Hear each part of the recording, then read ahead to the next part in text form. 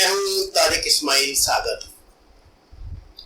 ناظرین، شہباز گل اون چودھری پنجاب سرکار کے دو اہم مشیر و وزیر اپنے عہدوں سے مستعفی ہو گئے یا کر دیے گئے۔ اس خبر پہ بڑی لہدیں ہو رہی ہیں، بہت قیاس آرائیاں ہو رہی ہیں، مختلف قسم کے نظریات سامنے آ رہے ہیں۔ جو ان کے بڑی خواہ ہیں وہ اسے ان کی اگلی منزل کی طرف روانگی کا پہلا قدم قرار دے رہے ہیں، اور جو ایک عرصے سے ان کے لیے بد دعائیں اور دشمن کی توپوں میں کیڑے پڑنے کی دعائیں کر رہے تھے، وہ خوشی سے ناچ رہے ہیں۔ یہی ہے ہمارے ملک کی سیاست۔ کچھ پریشر گروپس بنتے ہیں، کچھ شخصیات کے گرد ایک چکر سا ایک حالہ سا باندھ دیا جاتا ہے اور پھر چل سو چل۔ آپ کا کیا خیال ہے کہ پنجاب حکومت میں، سرحد حکومت میں یا سینٹر میں کچھ وزراء کو تبدیل کرنے سے، کچھ مشیروں کو تبدیل کرنے سے، کچھ بیوروکریٹس کو نیچے اوپر کرنے سے عمران خان اپنے مقاصد میں کامیابی حاصل کر لیں گے؟ میرے خیال سے ایسا ممکن نہیں ہے۔ دیکھیں ناظرین، کسی بھی دنیا کے ملک میں بنیادی جو بات ہوتی ہے وہ اس ملک کی معیشت ہوتی ہے۔ میرا یہ پکا ٹھکا نظریہ ہے کہ پاکستان کو گزشتہ 35 سال سے ایک سازش کے تحت توانائی کے بحران میں مبتلا کیا گیا ہے۔ میں آپ کو زیادہ نوٹ نہیں، 1985-86 میں لے جاتا ہوں۔ پاکستانی روپیہ کہاں کھڑا تھا؟ بھارت، بنگلہ دیش تو کسی گنتی میں نہیں تھا۔ بھارت کا نصف پاکستان کے مقابلے، جو ہماری پوزیشن آج ہے یہ اس وقت بھارت کی تھی۔ آج بنگلہ دیش کا ٹکا بھی جو ہے وہ ہم سے آگے ہے۔ آپ کی معیشت تو خیر اڑ رہی ہے۔ آپ یہ دیکھیں، سن 85 سے آج تک پاکستان میں صرف 5 یا 6 لوگ ہیں جو یہ وزیر خزانہ رہے ہیں۔ یہ ان معاشی جادوگروں نے جو پاکستان میں غیر ملکی مالیاتی اداروں کی نوکری کر رہے تھے، آ کے اپنے جوہر دکھانے شروع کیے۔ یہ اصل میں پاکستان کے وزیر خزانہ کبھی بھی نہیں تھے، یہ اپنے اداروں کے ملازم تھے۔ ان کا ایک ایجنڈا تھا، وہی ایجنڈا جو دنیا بھر کی جو اسلام دشمن قوتیں ہیں ان کا ایجنڈا ہے، دجالی ایجنڈا جسے آپ کہتے ہیں، وہ ہے۔ اس کے تحت پاکستان کو ایک سازش کے تحت انہوں نے قرضے لیے، پھر قرضوں کو ریشیڈول کیا، پھر لیے، پھر ریشیڈول کیا، اور ایک چکر میں گھماتے رہے، اور آج بھی ہمارا وزیر خزانہ انہی میں سے ایک ہے۔ آپ مجھے ایک بات بتائیں کہ پاکستان میں جو بجلی کا ریٹ ہے، جو گیس کا ریٹ ہے، کیا اس سے آپ امید رکھتے ہیں کہ ہمارے ملک کی لوکل انڈسٹری اپنا وجود بھی برقرار رکھ سکے گی؟ کیا آپ اس سے یقین رکھتے ہیں کہ ہمارے ملک کی جو معیشت ہے یہ اپنے قدموں پہ کھڑی ہو جائے گی؟ ایسا کبھی نہیں ہوگا ناظرین۔ اس کی وجہ میں آپ کو بتاتا ہوں۔ دیکھیے، یہ ایک سیٹ ایجنڈا ہے۔ انہیں یہ پتا ہے یہ پاکستانی قوم جو ہے بدترین حالات میں بہترین نتائج دے سکتی ہے۔ یہ تو پوری دنیا کو پتا ہے الحمدللہ۔ اللہ نے جن لوگوں سے پاکستان بنوایا تھا یہ انہی کی نسلیں ہیں، پاکستان کو ایسے جانے تو نہیں دیں گے۔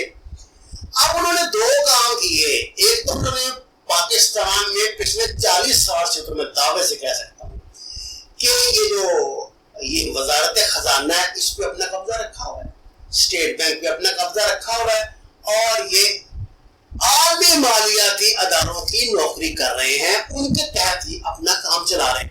اچھا جی، اس کے بعد کیا ہے؟ گیس ہے۔ گیس کے کیا کیا اسکینڈل، کیا کیا بحران اس ملک میں پیدا نہیں ہوئے. ابھی ہمارے سابق وزیر اعظم بھی اس سلسلے میں ایک مقدمہ بھگت رہے ہیں. مجھے آپ بتائیے، کیا ہم بچپن سے تاریخ جغرافی کی کتابوں میں یہ پڑھتے نہیں ہیں کہ پاکستان میں گیس کے کتنے خزانے ہیں، کتنے ذخائر ہیں، ہم کتنی توانائی پیدا کر سکتے ہیں؟ لیکن آپ کو اس بات کا پتہ ہے کہ عالمی مالیاتی اداروں کی شرائط میں یہ بات شامل ہے کہ ہم ایسا کچھ بھی نہیں کر سکتے، حکومت جو مرضی اعلان کرتے رہے. اب اس کو چھوڑیں جی. یہ عمران خان نے آنے سے پہلے سب سے بڑا جو اعلان کیا تھا، جس کی طرف جو آپ کا یاد بھی دے رہا ہوگا، اور پتہ ہے یہ کیمروں کے سامنے کھڑے ہو کے دکھایا کرتے تھے، یہ فلاں وادی ہے جی، یہ دیکھیں کتنی خوبصورتی ہے، یہ پہاڑ بنے ہوئے ہیں، یہ قدرتی، یہ ٹورزم کی جنت ہے. یہ ابھی کو بڑی بات تھی کہ وہاں بجلی کے بلب آپ نے لگانے تھے، بنا بنایا سب کچھ موجود ہے، روڈ وہ لوگ بناتے جنہوں نے وہاں انویسٹمنٹ کرنی تھی، لیکن آپ وہاں سے بڑی سڑک تک راستہ نہیں بنا سکے. اس کی وجہ یہ نہیں ہے کہ آپ کے پاس پیسے نہیں تھے، اتنے پیسے تو مقامی لوگ چندہ جمع کر کے دے دیتے، آپ کوئی اجازت نہیں دیں. یہ بات پاکستان کا ہر باخبر باشعور شہری جانتا ہے. نہ ہم بھائی صاحب کو نیا ڈیم بنا سکتے ہیں، نہ ہم کوئی توانائی کے مراکز قائم کر سکتے ہیں، کیونکہ یہ ان لوگوں کی طے شدہ پالیسی ہے جن سے ہم قرض لیتے ہیں. انہوں نے ہمیں اپنے پاؤں پہ کھڑے ہی نہیں ہونے دینا. اور آپ کو اللہ کی نعمت سے سی پیک بھی آ گیا ہے جو ان کے لیے ایک کینسر ہے. کیا بھارت خلیجی ریاستیں جن میں ہمارے محترم مسلم ممالک دوست بھی شامل ہیں ایسا کرنے کی اجازت دیں گے کہ دنیا کا جو توانائی کی جو سڑک نکلتی ہے سینٹرل ایشیا سے دنیا کی طرف اور پاکستان اس کے سر پہ بیٹھا ہے، اس سے جہاز گزرے اور ان کی روٹیاں بند ہو جائیں؟ نہیں. یہ مسئلہ بھائی صاحب ان افلاطونوں سے حل نہیں ہوگا. یہ مسئلہ ہوگا جب آپ کے ملک میں آپ کی قیادت آئے، پاکستان کی قیادت آئے. یہ سی آئی اے کے ملازم، یہ عالمی مالیاتی اداروں کے ملازم یہ پاکستان کے خاک چلائیں گے. وہ تو دشمن اپنا جو ایجنڈا ہے اپنے مالکان کا وہ پورا کریں گے، گھر چلے جائیں گے، اگلے سے اگلا بندہ آ جائے گا. آپ تھوڑا سا ذرا جائے، پہلا جو میاں نواز شریف کا دورہ ہے وہاں سے درمیان میں پھر محترمہ آئی ہیں، پھر آصف زرداری بھی آئی ہیں، آپ خان صاحب آ گئے ہیں. آپ پہلے دور سے شروع کرنے آج تک آپ کو یہ بات زبانی یاد ہوگی کہ ہر جو ہمارا پرائم منسٹر ہوتا ہے نا اس کے گرد 5-6 بندوں کا نا ایک سرکل ایسے گھوم رہا ہوتا ہے، درمیان میں اس کو رکھا ہوتا ہے. نہ پرائم منسٹر تک صحیح اطلاعات پہنچنے دیتے ہیں، اس کو میڈیا سے بھی وہ کچھ ان تک پہنچتا ہے جو یہ ان کے سو کارڈ مشیر چاہتے ہیں. یہی اب ہوا ہے. یہ اون چودھری، یہ شہباز گل، یہ کیونکہ ذرا عمران خان کے نزدیک ہو رہے تھے تو یہ پاور پالیٹکس ہے نا جی. تو یہ جو ہماری صاحب ہیں گلزار صاحب، ان کو یہ پسند نہیں آئے، انہوں نے چلو چھٹی کرو. ادھر سنا ہے کہ یہ ان کی چھٹی کروانے کے چکر میں تھے. یہ پاور پالیٹکس، اس میں کچھ نہیں ہمیں ملنا، یہ ایسے ہی چلتا رہے گا. عمران خان اعلان کرتا رہے گا درخت لگاؤ، یہ کرو وہ کرو، یہ میں مکان بنا رہا ہوں، میں گلیاں بن جائیں گی، یہ بن جائے گا. آپ بتائیے لاہور میں کتنے عرصے سے یہ وہ یلو ٹرین کا جو سلسلہ بنا ہوا ہے، کہاں چلی ہے؟ کبھی نہیں چلے گی.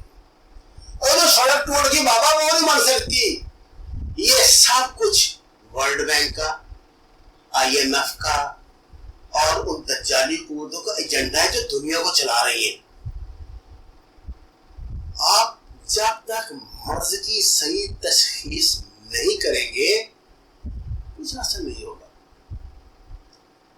مرض کی صحیح تشخیص ہوگی تو اس کا خاتمہ ہوگا، ورنہ ورنہ تو سر درد کی گولیاں بھی لیتے رہے, پیٹ درد کی بھی لیتے رہے, بازوؤں کے درد کی بھی لیتے رہے, کام چلاتے رہے. ایک بندہ جائے گا, آنے والا سب اس پہ ڈال دے گا, وہ جائے گا تو اس کے آنے والا سب اس پہ ڈال دے گا, اور ہم بیوقوف بنتے رہیں گے. آپ کا بہت شکریہ.